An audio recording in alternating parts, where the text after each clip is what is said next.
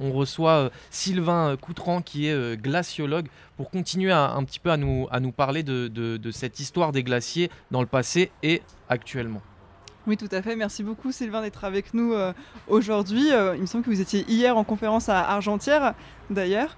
Et on vous reçoit parce que quand on a décidé de parler de ces villages disparus à cause du petit âge glaciaire, on s'est dit on est obligé de compléter avec ce qui se passe aujourd'hui. On parlait énormément du changement climatique.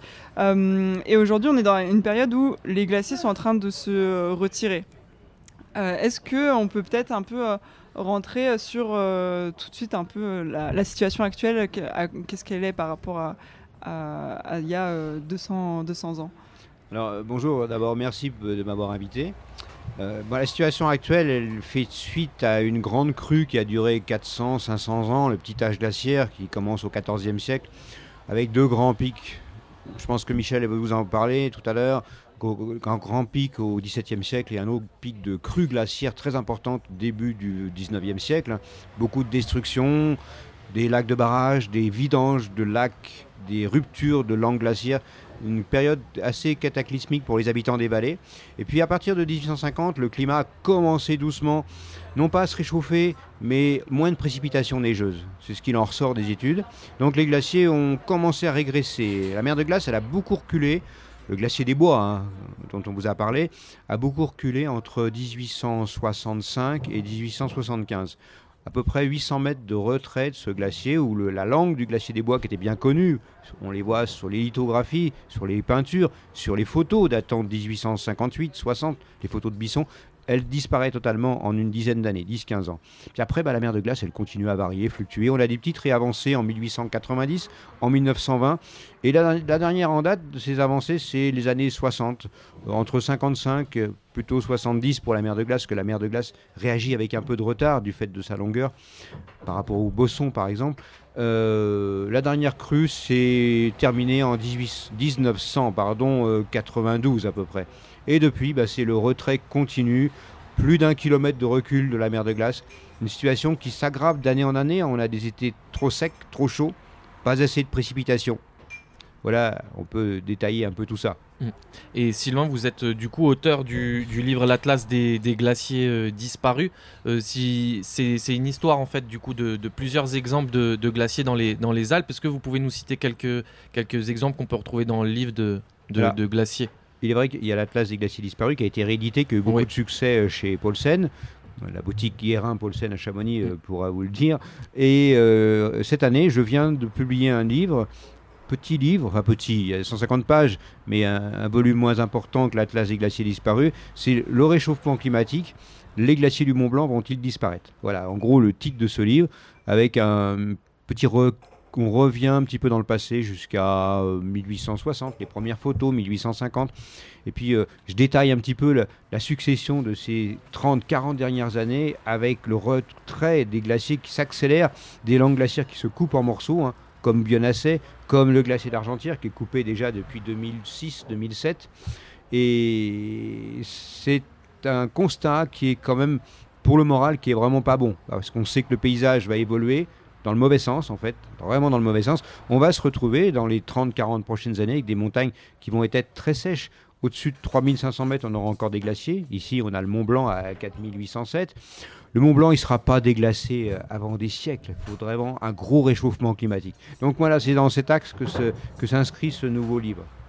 Et ces glaciers qui sont vraiment menacés, c'est ce qu'on appelle, si je ne me trompe pas, les glaciers tempérés. Est-ce que vous pouvez nous parler un peu de cette différence, glaciers tempérés, les glaciers qui sont au-dessus de 3500 mètres, comme vous nous le dites? Alors dans le massif du Mont Blanc, on a les deux types de glaciers, comme un peu partout dans les Alpes d'ailleurs, comme au Mont Rose. Le Mont Rose, c'est 4638. On a des glaciers froids au-dessus de 4000 mètres en versant sud, voire 4100 mètres, et froid au-dessus de 3800 mètres dans les versants nord. Le sommet de la face nord de l'aiguille du Midi, qu'on voit bien depuis la terrasse où nous sommes, est composé de ce qu'on appelle des séracs. Les séracs, c'est des gros chaos de glace, encore un peu froid. Un peu, je dis bien. On est peut-être à -1 degré, même pas. Et ça se réchauffe. Les séracs du dôme du Goûter, à 3600 mètres, à la base, ils sont encore froids. Ils sont à -1, -2 degrés. Le jour où ça va passer à 0, on aura de l'eau qui va transiter sous le glacier et on aura des très gros écroulements glaciaires, des volumes très importants qui atteindront le bassin de réception par avalanche de Tacona, ça ne faut pas l'oublier. Donc il y a quand même un risque dû à l'évolution de la température interne des glaciers. Donc les glaciers tempérés, on va les trouver en dessous de 3800 mètres en versant nord, en dessous de 3009, 4000 en versant nord, et en dessous de 4100, 4200 mètres en versant sud. Vous mentionnez justement ces lacs glaciers qui se forment à cause de la fonte.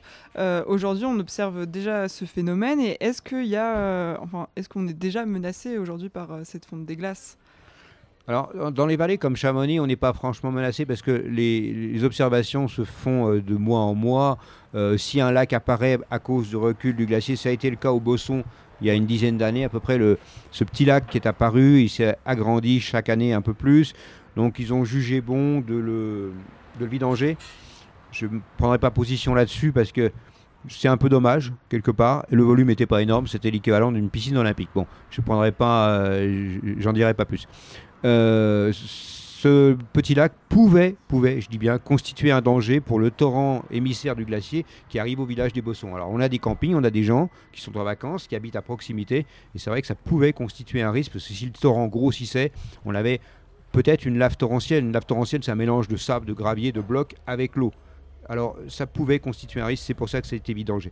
Donc, les lacs glaciaires sont toujours surveillés. Ils apparaissent, on regarde qu'est-ce qui retient le lac glaciaire.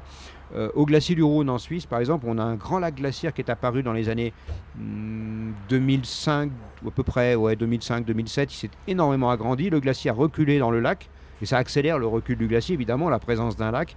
Et aujourd'hui, il ne constitue aucun risque, même si le volume est très gros. Parce que c'est le substratum rocheux qui fait l'office de barrage. Ce n'est pas une moraine qui pourrait être détruite par l'écoulement de l'émissaire du glacier. Là, on a du rocher, du granit, aucun problème. Et il me semble qu'il y a des lacs, enfin des poches d'eau qui peuvent apparaître sous le glacier aussi, il me semble. Alors on a des phénomènes comme ça qui sont produits à plusieurs endroits, et notamment le cas école, c'est le glacier de Tétrousse. Le glacier de Tétrousse qui est au pied de l'aiguille du Boudet, à 3100 mètres, en face du refuge de Tétrousse. Là, on avait une grosse cavité sous-glaciaire et intraglaciaire en 1890, et en 1892, pendant l'été, cette cavité a libéré une énorme poche d'eau. Ça s'est concrétisé au départ par 100 000 m3 d'eau, et à l'arrivée à Saint-Gervais, pas à Saint-Gervais, au Fayet, les thermes du Fayet ont été complètement détruites. Ça s'est soldé par 180 et quelques morts. Ça, c'est un risque que les glaciologues ont essayé de prévoir en 2007-2008. Ils avaient l'intention d'arrêter toutes les mesures faites sur ces cavités possibles dans le glacier de Tétrousse, et ils se sont aperçus qu'il y avait des cavités et qui étaient remplies d'eau. Donc ils ont lancé une campagne de pompage de ces cavités. Ils ont quand même pompé près de 60 000 m3 d'eau, autour de 60-75 000 m3 d'eau.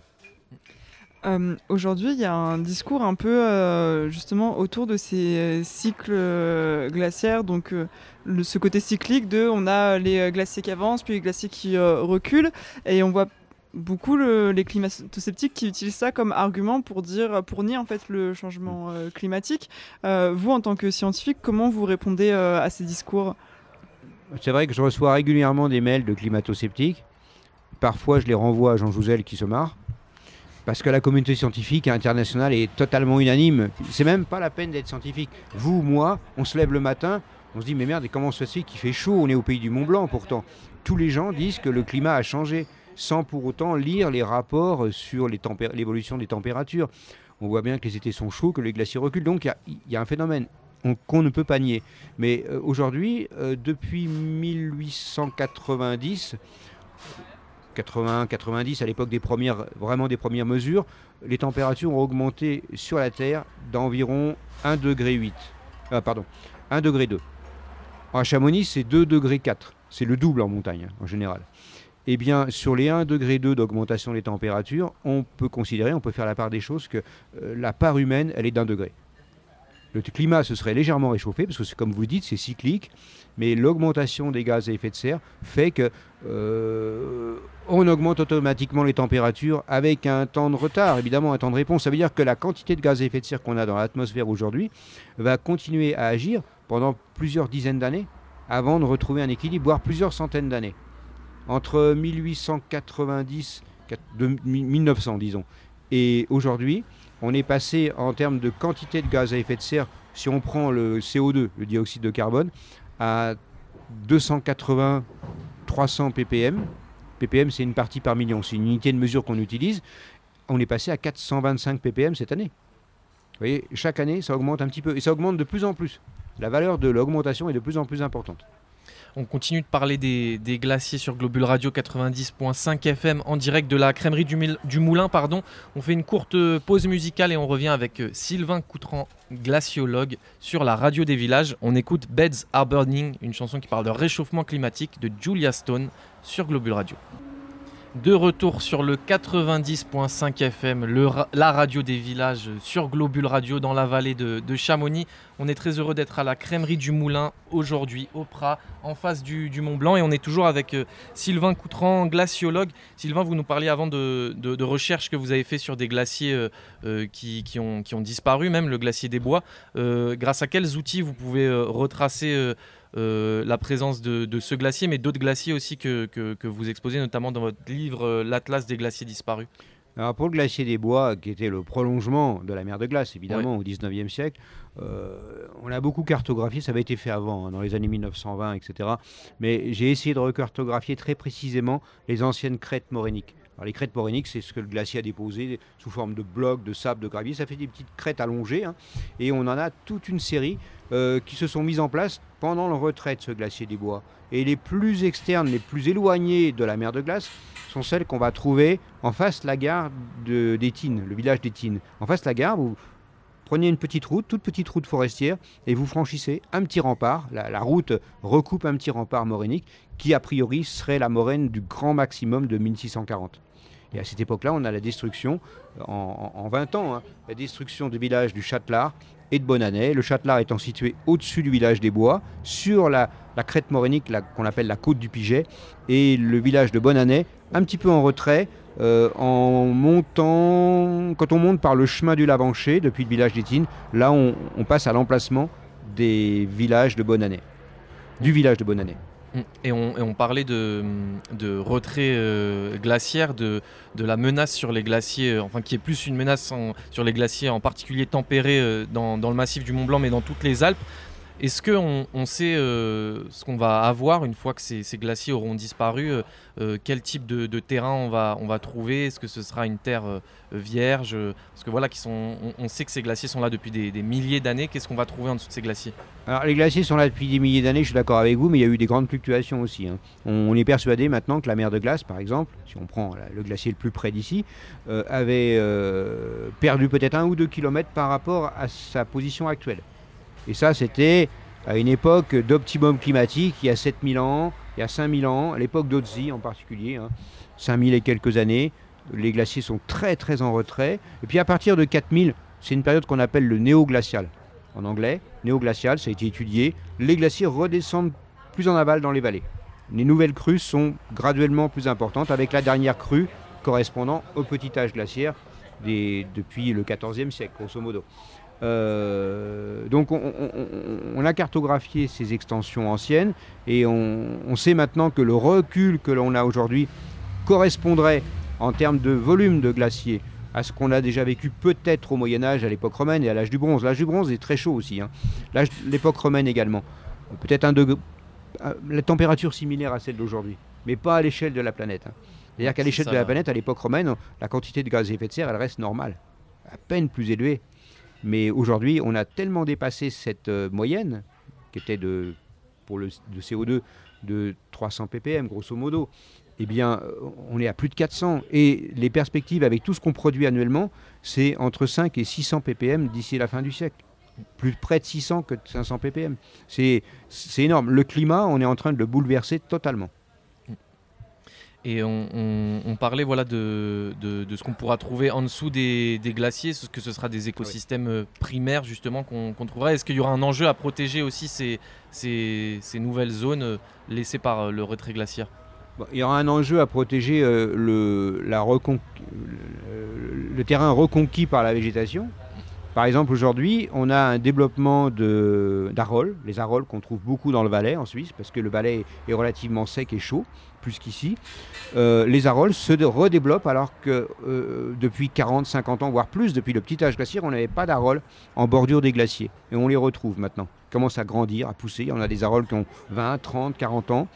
Et ils étaient vraiment minoritaires, les arroles, il y a une centaine d'années. On aura une évolution de la végétation, ça n'y a aucun doute là-dessus.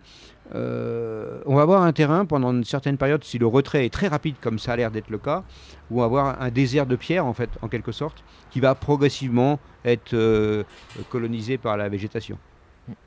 On parlait d'un réchauffement global des températures, voilà, de gaz à effet de serre de plus en plus présent et un réchauffement climatique difficilement endiguable. Est-ce que pour vous, c'est important que les gens viennent à Chamonix voir les glaciers agonisants, entre guillemets, pour se rendre compte du réchauffement climatique, ou ça peut se faire d'autres manières? Parce que voilà, à Chamonix, on a toujours des projets, notamment la nouvelle gare de télécabine du Montanvert qui poursuit un peu la mer de glace pour permettre aux gens de voir ce glacier. Est-ce que c'est important pour vous, cette sensibilisation, ou ça peut se faire d'une autre manière, justement? C'est quand même important de sensibiliser le public au retrait glaciaire, mais ce qui serait intéressant, c'est à l'arrivée des remontées mécaniques, par exemple. Pour le glacier d'Argentière, on est loin du glacier lorsqu'on arrive avec le télécabine de Plangeron, puisque la gare est en reconstruction. A priori, elle sera remise en service en 2027. Mais là, ce serait bon qu'à chaque arrivée, comme au Nid d'Aigle, par exemple, pour le tramway du Mont Blanc, qu'on ait un panneau explicatif avec une photo du glacier en 1900 par exemple, et puis une photo, et le glacier actuel sous les yeux. Et là, avec quelques petites explications sur l'effet du réchauffement climatique. Et les effets des réchauffements climatiques et surtout, comme on le disait, voilà, l'impact de l'homme sur ce retrait glaciaire, parce que comme vous l'avez précisé, on sait que ce retrait glaciaire actuel, il est dû à l'activité humaine. 90% lié à l'activité humaine. Et il y a certaines personnes qui imaginent des solutions pour essayer de préserver au maximum ces glaciers. Ça a été émis l'idée de faire une personnalité juridique des glaciers. Qu'est-ce que vous en pensez de ça ? Oui, c'est vrai que ça a été beaucoup évoqué. Je crois que c'est un peu en cours. J'ai eu des échos très proches, parce que ma fille travaille dans ce domaine. Et des gens comme Cavigne-Etienne sont à fond dans ce projet. On ne peut pas parler de personnalité, mais on pourrait parler d'un patrimoine à préserver absolument. Mais si les intérêts économiques passent avant tout, ce patrimoine, on n'en tiendra pas compte. Allez dire ça à Trump et son futur gouvernement. Voilà, c'est un exemple extrême que je cite. Et ça, c'est un exemple qui est extrêmement préoccupant pour l'avenir du monde. Oui, parce que nous, ici, à Chamonix, il y a plusieurs enjeux. Il y a un enjeu touristique qui fait vivre la vallée, et on a un peu ce côté-là de tourisme de la dernière chance. On a conscience qu'on est dans une période où on observe la mer de glace. Si on est venu voir la mer de glace il y a 2 ans, elle a déjà plus le même aspect, etc. Et du coup, il y a un peu cet aspect-là d'exploitation touristique de cette catastrophe climatique. Alors, on a une situation de surtourisme en ce moment dans la plupart des stations alpines, et c'est le cas de Chamonix. Chamonix a, je dirais, trop développé son tourisme de masse.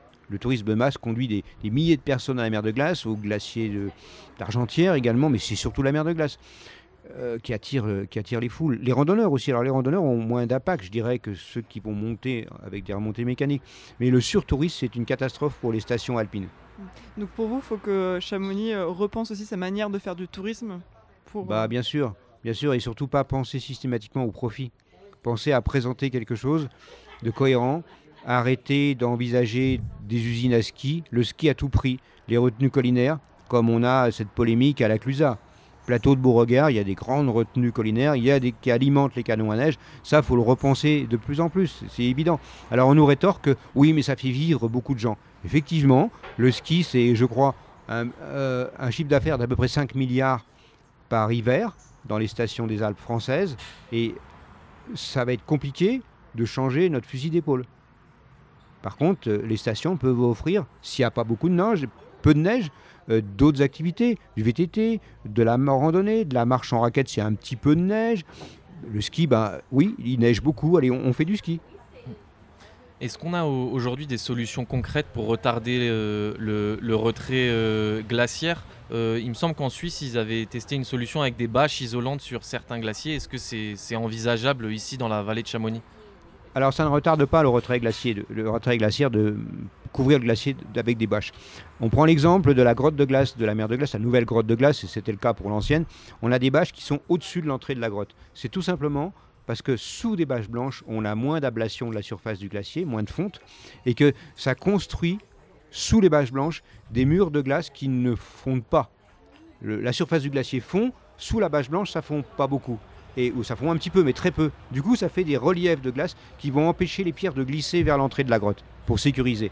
Alors ça, c'est une chose. Par contre, en Suisse et en Autriche, ils ont fait cette expérience de couvrir quelques centaines de mètres carrés avec des bâches. Ce n'était pas pour préserver le glacier. Au départ, ça a été dans les années 2000, ça a été réalisé pour que le manteau neigeux, le névé, qui va de la remontée mécanique au glacier, puisse être préservé pour le début de la saison hivernale. Donc ça, sous les bâches, ils ont fait l'expérience au col des Grands Montets.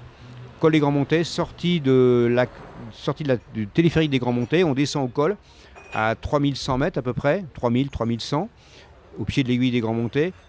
Sous les bâches, ils préservaient 2,50 m d'épaisseur de névé à la fin de l'été. Sans bâche, on avait la glace qui était à nu. Avec des cailloux, beaucoup de cailloux. Donc l'avantage, oui, si on peut dire, c'est peut-être permettre un début de saison assez précoce avec encore du névé qui n'aurait pas fondu pendant l'été. Par contre, on ne peut pas imaginer, rendez compte que si on prend l'exemple de la mer de glace, on a à peu près 25-26 km² de glacier, il faudrait couvrir de bâches les 2/3 du glacier pour préserver le manteau neigeux. Oui, donc la zone d'alimentation d'un glacier en équilibre, c'est 2/3 de sa surface. Bon, actuellement, on est plutôt dans une tendance inverse, c'est-à-dire qu'on a plutôt les 2/3 en zone d'ablation, de fonte, et 1/3 en zone d'alimentation. Donc c'est pour ça que les glaciers ne peuvent que reculer actuellement. Merci beaucoup Sylvain Coutran d'être venu sur le plateau de Globule Radio. Peut-être qu'on peut rappeler où on peut trouver votre nouveau livre, et je ne sais pas si vous avez d'autres conférences. Hier vous étiez à Argentière, est-ce que dans l'été vous avez prévu d'autres conférences dans la vallée de Chamonix ou ailleurs d'ailleurs? Je ne me rappelle pas ce qui est prévu dans la vallée de Chamonix, mais par contre je vais dans le Champsaur, une vallée bien reculée, la haute vallée du Drac, pour conférences et sorties sur le terrain avec des gens intéressés. Moi, j'ai une dernière question avant qu'on vous libère complètement. En tant que scientifique, aujourd'hui, on sait qu'il y a ce changement climatique. Pour vous, c'est encore important de sensibiliser la population. Vous sentez qu'on manque encore de sensibilisation? Ah oui, c'est capital. Parce que c'est vrai qu'on a eu une augmentation des climato-sceptiques, une émergence d'un nouveau climato-scepticisme depuis la crise du Covid. À partir de la crise du Covid, la théorie du complot a émergé encore plus. Comme quoi on était manipulé, comme quoi cette histoire de réchauffement climatique c'était des bêtises, qu'on cherchait à nous manipuler. Mais en fait, il faut essayer de tordre le cou à ces idées-là, quoi. On peut être pour ou contre les vaccins, mais on ne peut pas être pour ou contre le réchauffement climatique naturel ou anthropique. Actuellement, il faut surtout préciser que ça se réchauffe réellement et que ce n'est pas seulement naturel, c'est surtout anthropique. Merci beaucoup d'avoir été avec nous, Sylvain Coutran. Du coup, on rappelle que cette interview sera disponible sur le site de Globule Radio, et à nos auditeurs et auditrices, n'hésitez pas à la partager autour de vous.